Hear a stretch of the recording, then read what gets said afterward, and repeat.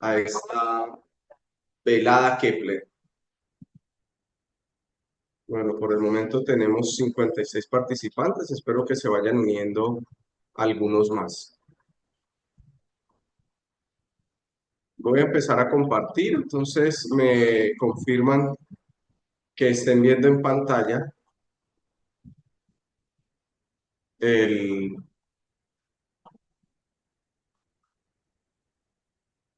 el material.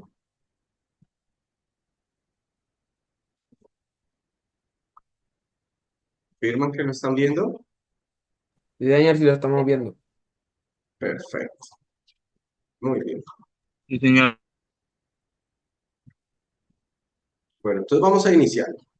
Espero que todo el mundo haya logrado llegar y los que no, pues que vayan llegando a lo largo de la jornada.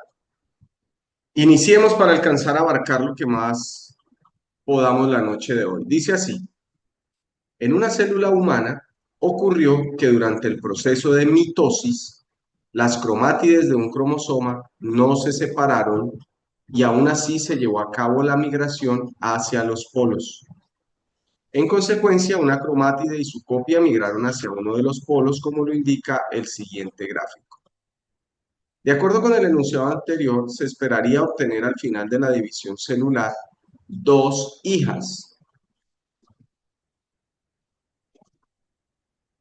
A con 46 cromosomas cada con 47 cromosomas cada una con 45 y la otra con 47, una con 46 y la otra con 47.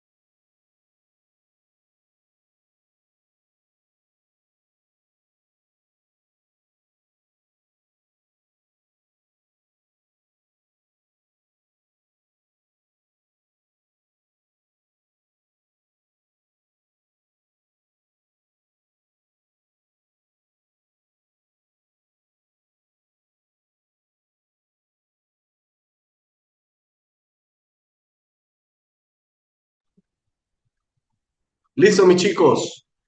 Vamos a cerrar la encuesta entonces. ¿Alguien que desee explicar esta pregunta? Aquí hay varios conceptos importantes que hay que tener en cuenta. Me gustaría que alguien me ayudara.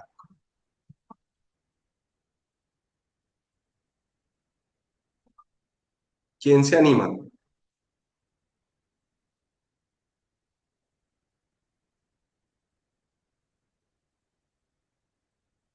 Bueno, ahí comparto los resultados. Está un poco dividido.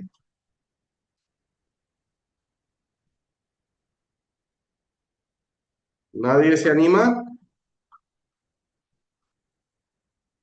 Bueno, entonces voy.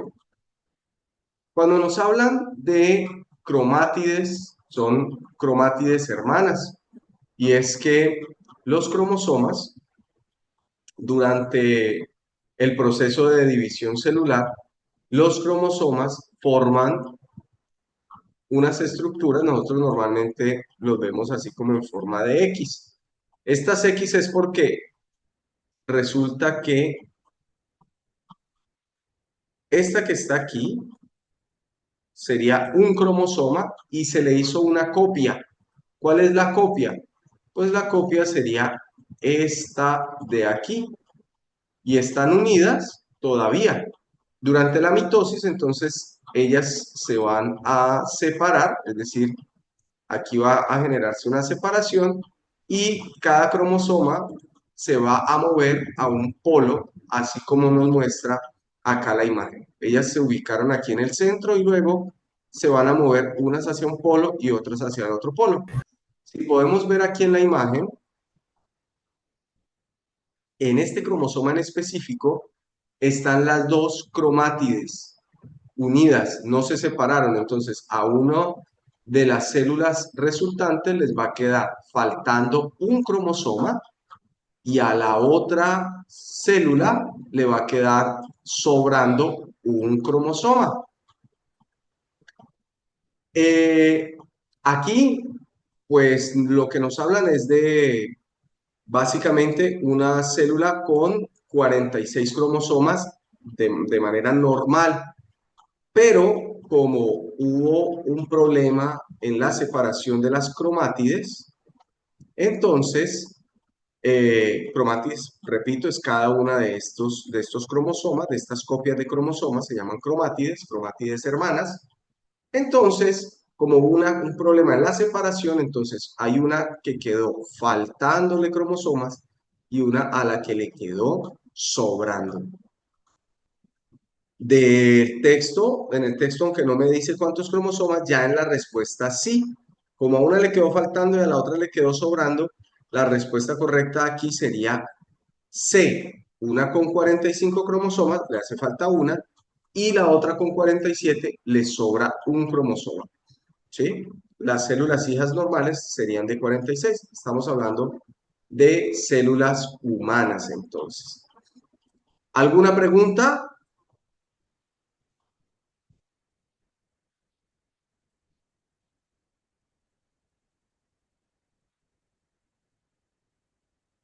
¿Alguna pregunta? ¿Comentario? Todo muy claro entonces. Profe, las cromátidas hermanas son la copia de un cromosoma, ¿cierto? Entonces, ¿qué son los cromosomas homólogos? Creo que son. Gracias por esa pregunta. Perfecto. Entonces, tenemos cromosomas. Este sería, digamos, vamos a pensar en nosotros. Este sería el cromosoma 1 de nuestro papá, ¿sí? Y en la fase S del ciclo celular, ese cromosoma se duplicó, por lo tanto tiene dos cromátides hermanas. Y aquí estoy dibujando el cromosoma 1 de mi mamá. También está constituido por dos cromátides hermanas, porque también se copió. Ahora, estos dos, ya que son cromosoma 1 y 1, ellos son cromosomas homólogos. A estos los conocemos como cromosomas homólogos. Es decir, son el cromosoma que codifica para lo mismo, para la misma información, proveniente de papá y proveniente de mamá. Entonces, el cromosoma 1 de mi papá es homólogo con el cromosoma 1 de mi mamá, cromosoma 2 de mi papá, homólogo con el cromosoma 2 de mi mamá, y así sucesivamente en todos. Los únicos que se denominan heterocromosomas, y es porque son diferentes en hombres y en mujeres, son los cromosomas X y Y. Digamos que un hombre tendría heterocromosomas 23, que sería X y Y, mientras que una mujer tendría cromosomas homólogos como todos los otros porque son XX. ¿De acuerdo? ¿Queda claro la respuesta?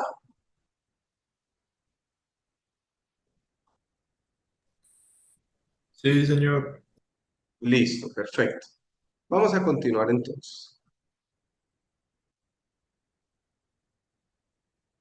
Dice así, en la siguiente tabla,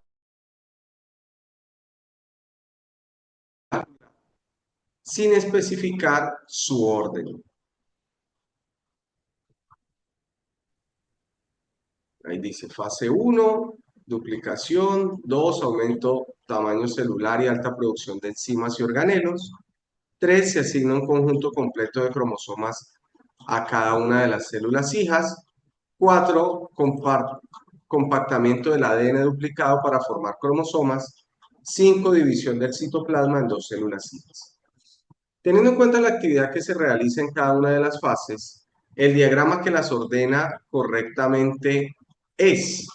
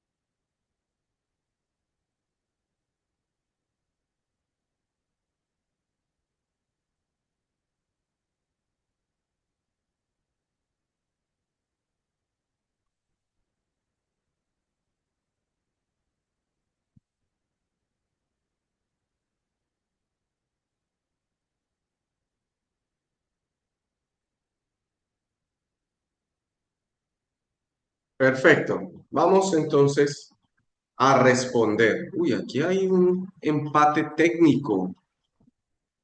¿Alguien que se anime?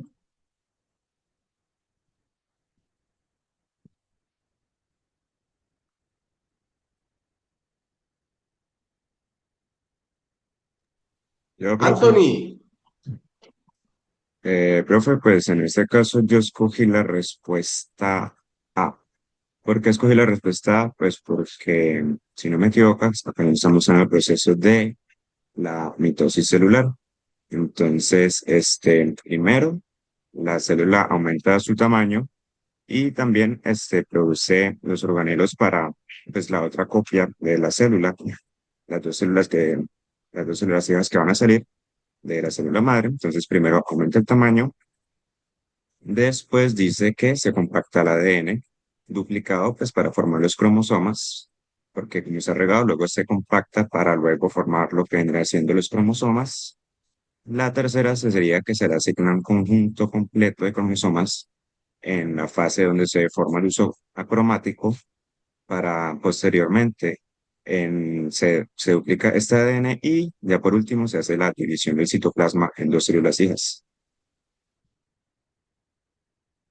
Bien, Anthony, gracias.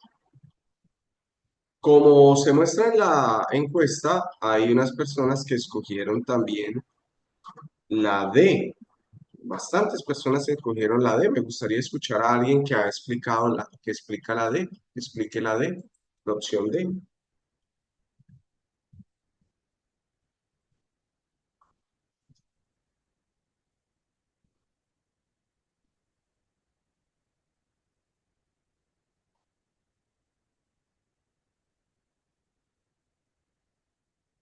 Hola, alguien que explique la D, por favor.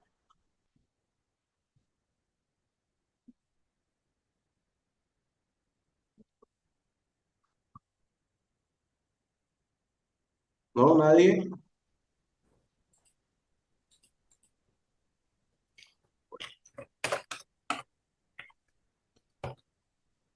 Juan, ¿vas a explicar? No, perfecto. No, profe. Listo. Entonces, Anthony, digamos que tiene una idea muy interesante sobre cómo se hace el proceso. Sin embargo, hay un pequeño error, Anthony, y es que en el orden que tú das, la Profe, duplica. Juan Navarro. era que no voy a encender el micrófono ni mover la pantalla. Yo escogí la D porque yo me di cuenta que en la A y en las demás, el paso 2, el paso 1 debe ir antes del paso 4 y el paso 4 debe estar seguido del paso 1 porque cómo se va a compactar el ADN duplicado, dice ahí, el ADN duplicado, y en el 1 dice duplicación del ADN. Entonces yo por eso descarté la A, porque era la que más me tenía inseguro. Ujú. Muy bien, claro, es que una vez que nace la célula, lo que va a empezar a hacer es aumentar el tamaño celular y una alta producción de enzimas y organelos celulares. Eso es el primer paso de, eh, después del nacimiento de una célula. Ese es el primer paso, ¿listo? El segundo paso, de acuerdo a los que tenemos aquí, porque son otros pasos adicionales, pero de acuerdo a lo que tenemos aquí, es que después de que ha crecido, sucede la fase S o de fase de síntesis donde se duplica el material, por lo tanto el orden sería 2, 1. Luego sí existe lo que conocemos como enrollamiento del ADN o lo que se conoce como formación el- de los cromosomas o también como eh, digamos, sí, enrollamiento superenrollamiento realmente se llama del ADN, listo para formar los cromosomas. Ese sería el paso siguiente después de haberse hecho la duplicación, aunque realmente antes hay otro, pero de acuerdo a los que tenemos aquí, ese es el paso que sigue. Después de eso, sigue una serie de pasos que son las fases de la mitosis, como está la profase, la metafase, la anafase y la telofase, que serían las fases que seguirían ahí. En este caso, después del compactamiento que se sucede durante la profase, después de eso, entonces seguiría el que se separan los cromosomas para cada una de las células hijas. Eso sucede en la anafase. Y finalmente existe la división del citoplasma, la formación de los núcleos celulares, que todo sucede en la telofase, para volver a iniciar el ciclo. Entonces, la respuesta correcta aquí es la D. El inconveniente que tiene la A es que, como bien lo acaba de decir Juan Navarro, es que el ADN, una vez que se ha enrollado en unas estructuras que se llaman histonas, ya no se puede duplicar. El ADN para poderse duplicar debe estar en forma de cromatina, es decir, en su forma desenrollada, en su forma libre. Por eso no nos puede, no cuadra eso. Ah, bueno, hubo unos también que escogieron la respuesta C. La C inicia, pues como es un ciclo, realmente no es que inicie en un punto, ¿verdad? Pero del 3 pasa al 1, nuevamente, tenemos un conjunto completo de células, perdón, de cromosomas para cada una de las células hijas, y después de eso es que se duplica el ADN, o sea, ya se le entregan los cromosomas a las células hijas y luego se duplican. No, no, la duplicación se hace previo a, ¿de acuerdo? Es casi como intentarle dar la herencia a los hijos antes de multiplicar el dinero y les entrega una herencia pequeñita, la, no sé cuánto les vaya a entregar porque no ha alcanzado a duplicar lo que debería de darles, la herencia sería el número de cromosomas, y si no los ha duplicado no les puede entregar a los hijos la herencia completa. Tocaría que repartir la mitad del material genético y luego duplicarlo, pues haría que cada célula quedara incompleta en su material genético. No cuadra por allí. Bien. ¿Alguna pregunta? ¿Alguna duda? ¿Algún comentario sobre esto?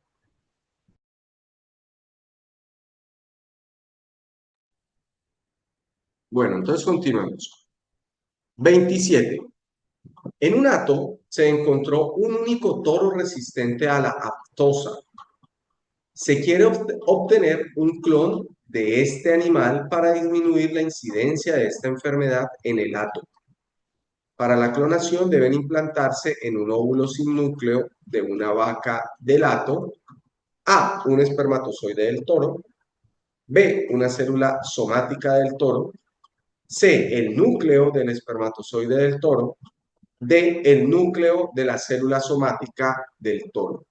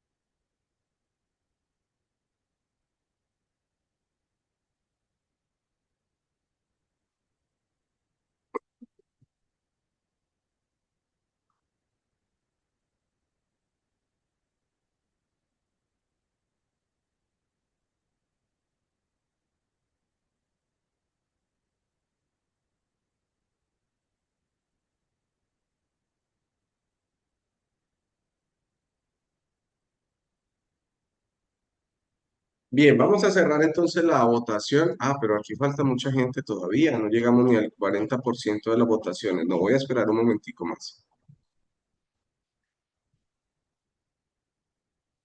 Bueno, el chat está encendido.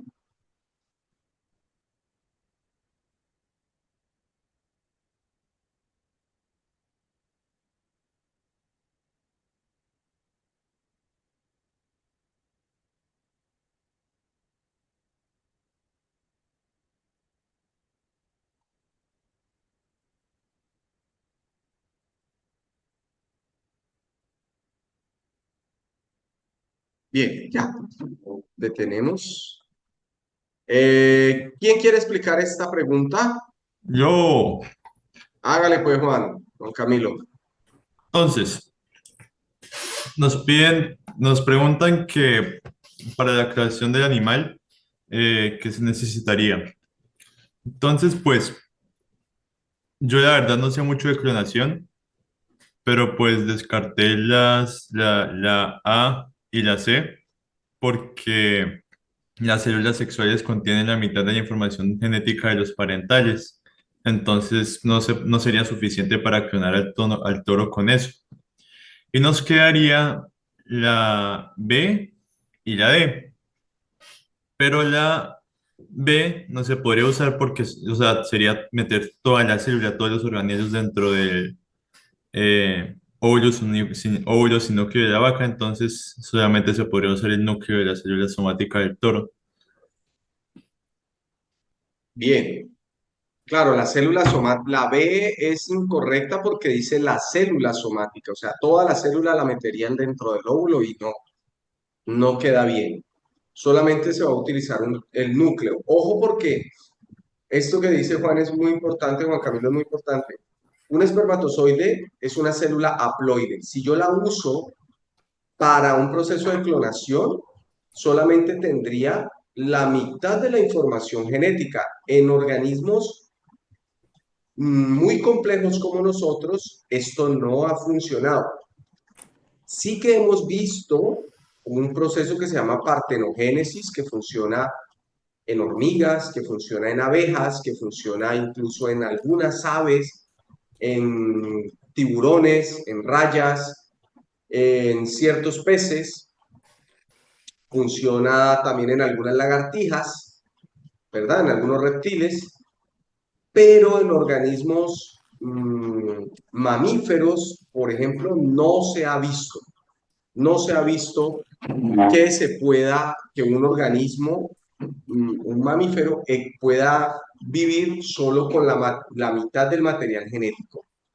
Y aquí nos están preguntando por un toro, o por lo menos por un rebaño. Entonces, no, es imposible que se haga a partir de espermatozoides o incluso de la información del óvulo, o sea, de células gaméticas. Debe ser información de célula somática. La somática, recordemos que son las células de cualquier parte de nuestro cuerpo que contienen la totalidad de la información genética de la especie. O sea, podríamos utilizar para eso el núcleo de una célula del cerebro, o del ojo, o de la piel, o de la boca, o del pulmón, o del riñón, o de cualquier parte del cuerpo, no importa. Listo, muchísimas gracias, Juan. ¿Alguna pregunta? Sí, profe, en el proceso de clonación, ¿cómo hacen para reproducirse las mitocondrias si solamente se pasa el núcleo? O sea, Ah, claro, lo que pasa es que, bien, aquí hay sin extenderme mucho, aquí hay una cosa y es que la mayoría de las mitocondrias que reciben los organismos las reciben de la madre. En algunos casos, el espermatozoide logra ingresar con unas poquititas mitocondrias y en ese caso, pues las células tienen mitocondrias parentales y maternales o maternas, de la línea materna. Entonces, en general, las mitocondrias que recibimos los organismos después de la reproducción sexual provienen es de la madre, es decir, ese óvulo está llenito de mitocondrias. Y el papá lo que otorga principalmente es, a través del espermatozoide, es básicamente la información genética. Vuelvo y repito, en algunos casos mitocondrias, pero en algunos casos raros. Por eso también hay una forma de revisar, digamos, la historia genética de la humanidad a través de lo que se conoce como el ADN mitocondrial. El ADN mitocondrial nos ayuda a conocer, porque las mitocondrias tienen ADN, el ADN mitocondrial nos ayuda a conocer las relaciones filogenéticas que tenemos y esto ha ayudado a entender también que todos los organismos, todos los humanos que vivimos actualmente, tenemos una relación muy antigua con personas de África, digamos que salieron de África hace miles de años, debido justamente a los estudios de ADN mitocondrial, que tiene cambios mucho menores que los del ADN, digamos, nuclear. ¿Me hice entender con esa respuesta, Juan? Sí, señor. Bien, perfecto. Continuemos entonces. El movimiento de apertura y cierre de los estomas es ocasionado por el flujo de iones de hidrógeno y potasio entre las células oclusivas del estómago y las células epidérmicas que lo rodean. El siguiente gráfico representa la concentración de iones hidrógeno y potasio de las células oclusivas y epidérmicas en la apertura y cierre de estomas. Según el gráfico, se podría afirmar que los estomas se cierran cuando baja la concentración de hidrógeno en las células epidérmicas, se cierran cuando aumenta la concentración de potasio en las células oclusivas, se abren cuando aumenta la concentración de potasio en las células oclusivas, se abren cuando las células epidérmicas tienen mayor concentración de potasio que las células oclusivas.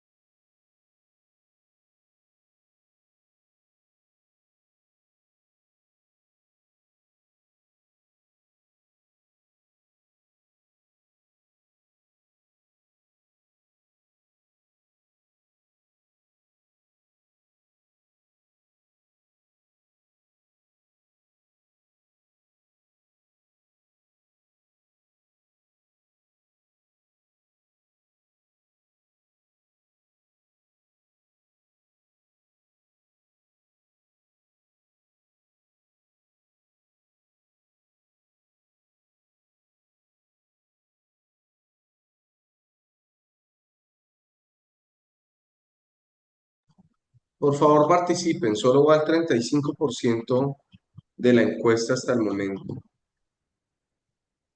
De los encuestados han respondido. Por favor. Al menos llegar al 50% de participación. Vamos.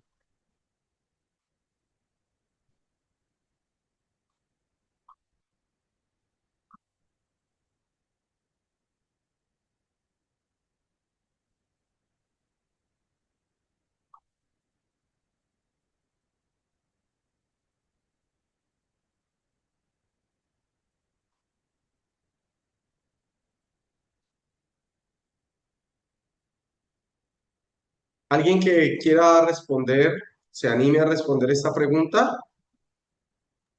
Yo, profe, Por favor. profe, pues en este caso yo escogí la respuesta C, que dice que cuando se abren, cuando se aumenta la concentración de potasio en las células oclusivas. Entonces, cuando nacionalizamos la parte de donde dice apertura, pues vemos que hay una mayor concentración de potasio en las células oclusivas y que en el cierre hay una menor concentración. La D la descarte porque dice se abren cuando las células epidérmicas tienen mayor concentración de potasio que las células oclusivas.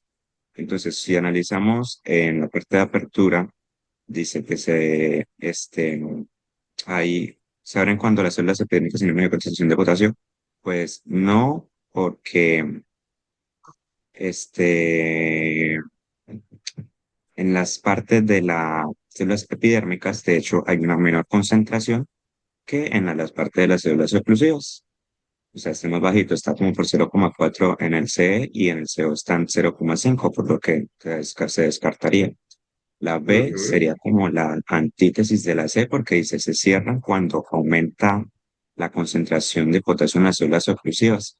Y pues no, pues ya evidenciamos que realmente la que aumenta es cuando se abren. Y la A, pues no, porque dice que se cierran cuando baja la concentración de hidrógeno en las células epidérmicas y en la parte del cierre, de hecho, la concentración de hidrógeno está más alta que cuando está en apertura. Muy bien, muchísimas gracias. Está muy bien explicado, Anthony. Muy amable. Creo que no necesitamos mayor decir nada más allí. Muy bien explicada, muy bien analizada la gráfica. Creo que es suficiente con eso. Perfecto. Entonces, respuesta correcta, C, ¿verdad? Listo. Continuamos entonces. Otra de análisis de gráficas. Dice, los siguientes gráficos representan los efectos de la intensidad de la luz y de la temperatura en la eficiencia fotosintética. Ahí tenemos dos gráficos de eficiencia fotosintética, una de temperatura y la otra de fotones. Si en una experiencia de laboratorio se someten tres plantas de la misma especie a las siguientes condiciones de luz y temperatura,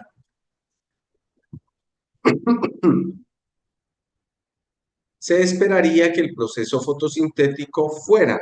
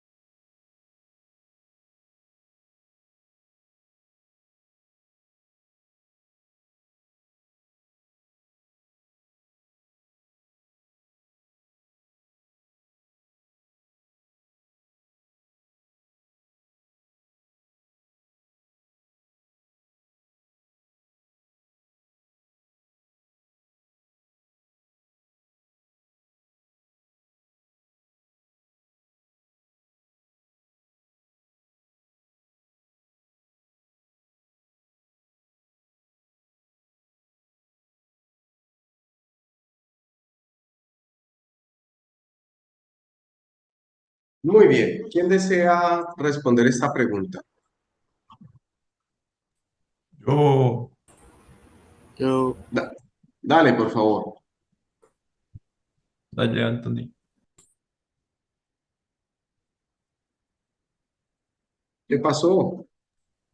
No, pues, bueno, eh, nos dicen, los siguientes gráficos representan los efectos de intensidad de la luz y la temperatura en la eficiencia fotosintética. O sea, prácticamente las muestran las condiciones y bueno, ahí se pueden ver las condiciones ideales para que una planta pueda hacer el proceso de fotosíntesis. Luego nos dan una tabla, nos dan tres plantas, distintas cantidades de luminosidad y a distintas temperaturas. Entonces, pues, a mí lo que me sirvió fue pues fijar como el mejor punto en el que una planta podría hacer fotosíntesis. Entonces, pues, en la cantidad de luz, con tal de que sea mayor a por ahí 7000 fotones, ya es lo mismo para todas. Entonces, ahí solamente influiría la temperatura. Entonces, para la planta número uno, 2000 fotones a una temperatura de 10 grados. Como 2000 fotones está un poco más abajo de la curva y en 10 grados hay una poca eficiencia fotosintética, pues yo diría que tiene una baja. Entonces descartaría la B y descartaría la C, me quedaría A y D. Luego seguiría con la 2. En la luminosidad está bien, excede la curva, pero la temperatura sigue estando un poco más abajo de lo ideal, entonces la pondría como en medianamente, descartando eh, la A y me quedaría la D, que es más eficiente en la planta 3, medianamente en la planta 2 y bajo en la 1. Muy bien, excelente.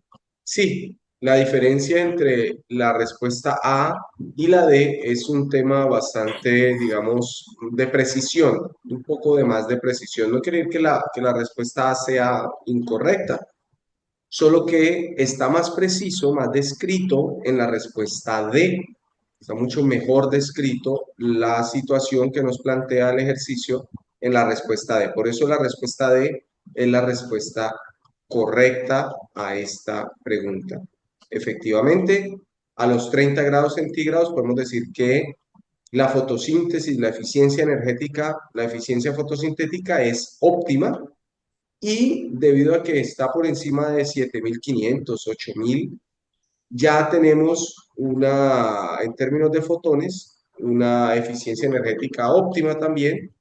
Así que esa es la planta que mejor va a tener desempeño en cuanto a fotosíntesis. Y la que le sigue sería la planta 2 y ya como lo explicó Juan Camilo. Muy bien, muchísimas gracias por, por participar, Juan.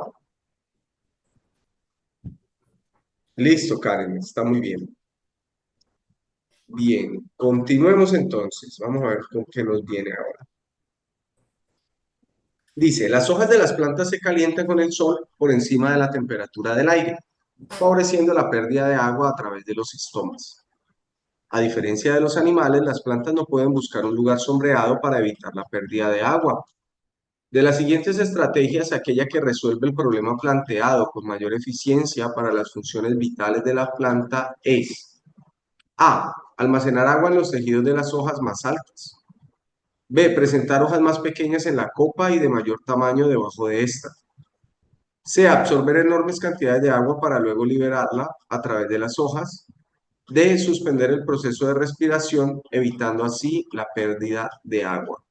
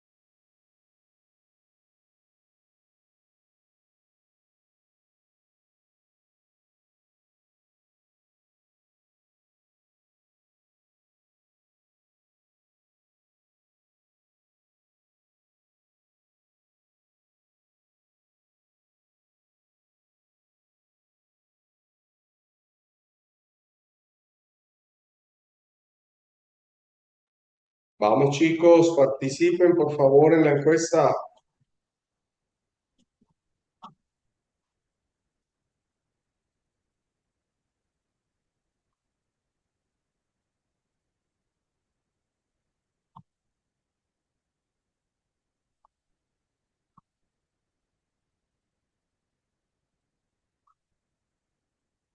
Bueno, vamos a detener la encuesta y vamos a tratar de responder esta pregunta.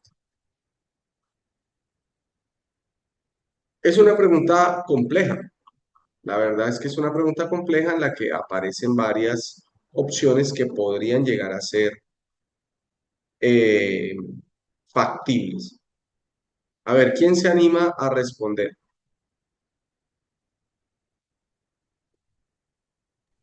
Eh, no sé si yo estoy errónea, pero pues yo pensé que era la A, porque pues como las hojas más altas son las que reciben más luz solar, pues se resecan más rápido. Entonces, al tener agua en los tejidos, pues se refrescan y así protegen las que están más abajo. Ujú, bien, es un buen intento, pero Pero ¿sabes qué pasa? igualmente pierde bastante agua si almacena arriba en las hojas altas. Y ahí dice Se que va, necesita resolver el problema de la pérdida de agua. ajá, es lo que se va a intentar Sería la resolver primera y que, se perdería. Sí, ajá, sería la primera que descartaría.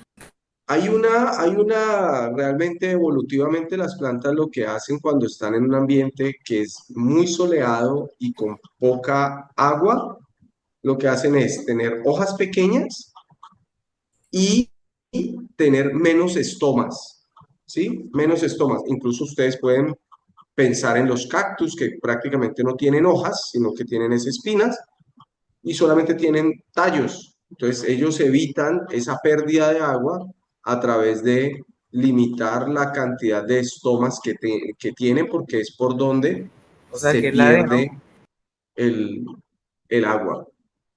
Ahora bien, el almacenamiento de agua se hace en los tallos, no en las hojas como tal, ¿sí? No en las hojas. El almacenamiento de agua es en los tallos o incluso en raíz en algunas plantas, pero principalmente en el tallo.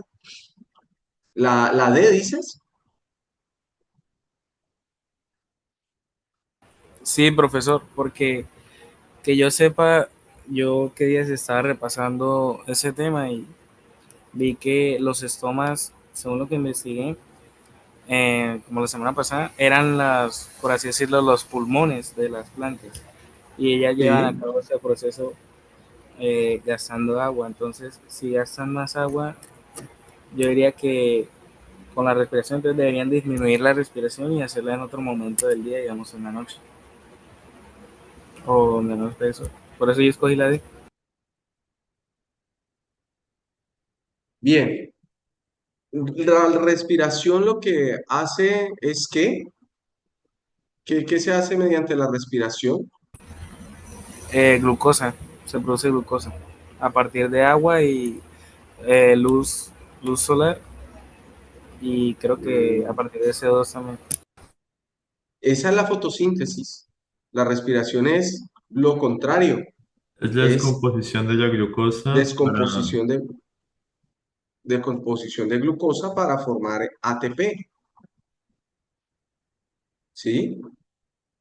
Fíjate que no puede ser ese el proceso que vaya a parar porque necesita, de hecho va a necesitar energía para poder responder a estas demandas ella está siendo puesta en estrés cuando tiene demasiado sol. Tiene que producir energía. Nos queda, descartamos A y D, nos quedan B y C. Tenemos C que dice absorber enormes cantidades de agua para luego liberarla a través de las hojas, que tiene que ver porque a medida que el agua se evapora, nueva agua va subiendo para llenar los espacios que se han dejado, digamos, por el otro agua. Sí, siempre y cuando el suelo tenga una buena cantidad de agua, sería la respuesta correcta. Aquí no nos dice si esa agua, si esa planta está en un suelo con mucha cantidad de agua o no, ¿sí? No nos dice eso, no nos dice.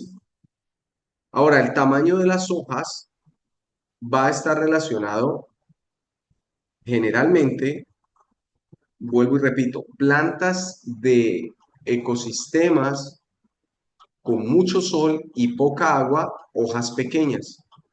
Plantas de ecosistemas poco sol, hojas más grandes. Plantas de ecosistemas con bastante sol y bastante agua, generalmente tienen hojas intermedias, muy distribuidas por todo el árbol. Eh, para mí, la respuesta correcta es la C. Absorber enormes cantidades de agua y liberarla a través de las hojas. Este proceso se llama evapotranspiración. Así se conoce este proceso, evapotranspiración. Y lo que hace es básicamente funcionar como una bomba a medida, vuelvo y repito, a medida que se va evaporando agua a través de los estomas, va subiendo nueva agua. A no ser que esta planta esté en condiciones de estrés hídrico, es decir, que en el suelo no haya agua suficiente, entonces allí los estomas se cierran. Allí los estomas se van a cerrar para evitar esa pérdida. De resto, la planta va a gastar energía si es que es necesario para obtener el agua, que normalmente es por ósmosis, y poder llevarla hasta todos los lugares. Una pregunta más y nos vamos a descansar. ¿Listo?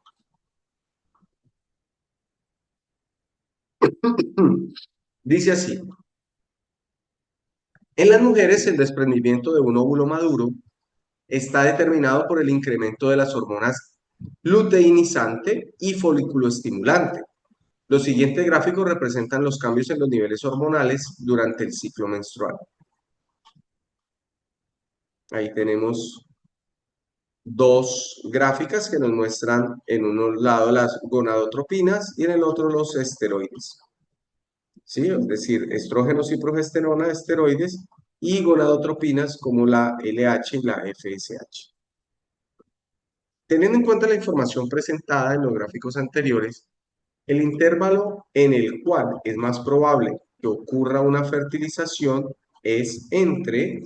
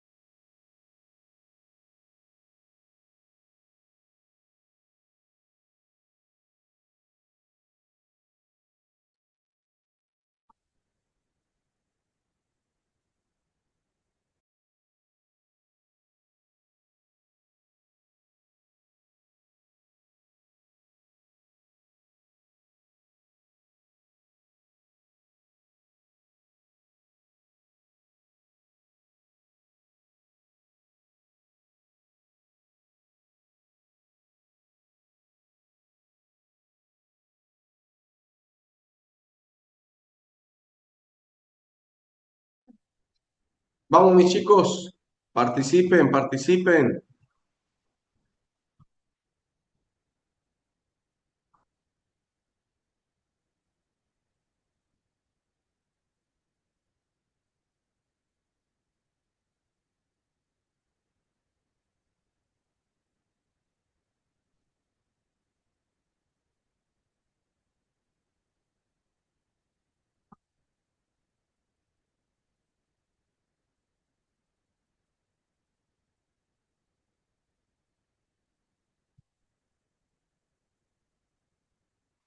Bien, ya terminé la encuesta. Ahí están los resultados. Prácticamente empate entre A, C y D y una ventaja un poco importante en B. ¿Alguien que la explique rápidamente para irnos a descansar? Yo,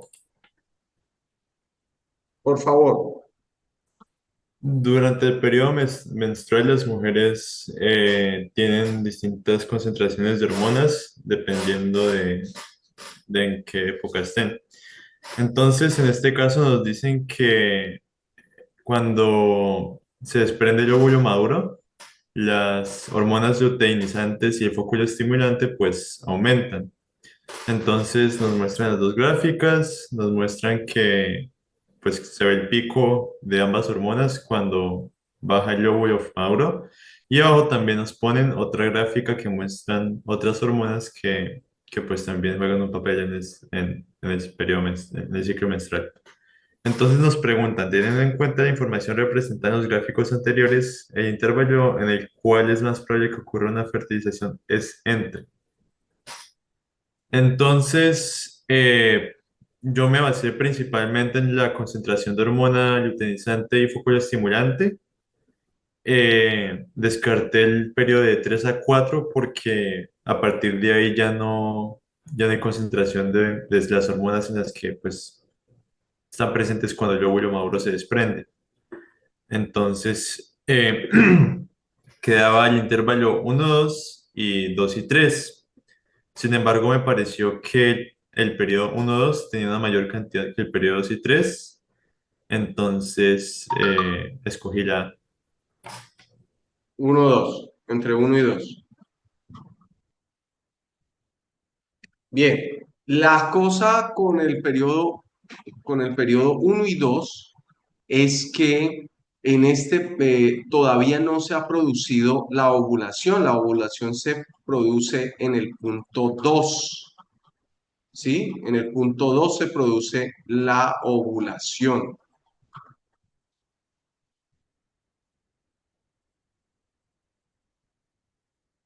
Entonces, teniendo en cuenta esto, digamos, para que haya embarazo, pues tiene que haber ya tenido la ovulación. Porque, digamos, el cuerpo de las mujeres puede conservar espermatozoides hasta 48 e incluso 72 horas después de una relación sexual, ¿sí? Pero tendría que ya haberse liberado el óvulo y el óvulo maduro dentro de las trompas de falopio para poder que sea fecundado.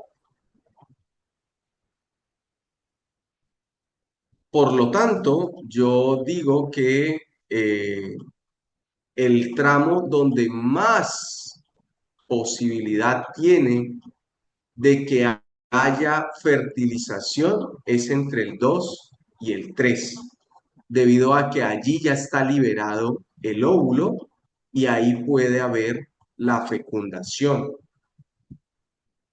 en ese punto.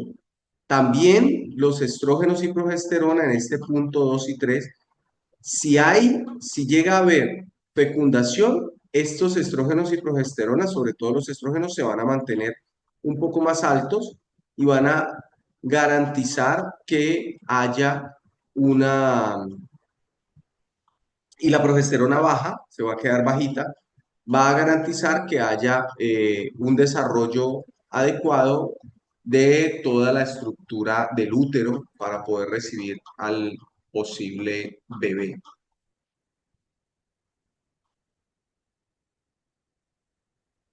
¿Preguntas, inquietudes, comentarios?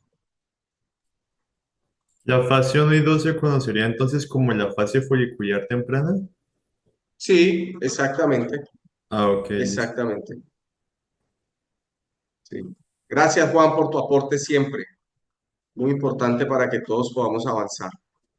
Bien, mis chicos, una excelente noche. Les deseo que tengan un buen descanso. Muchísimas gracias por participar, por estar tan atentos. Eh, que logren descansar esta noche y les agradezco muchísimo nuevamente por la participación. Chao.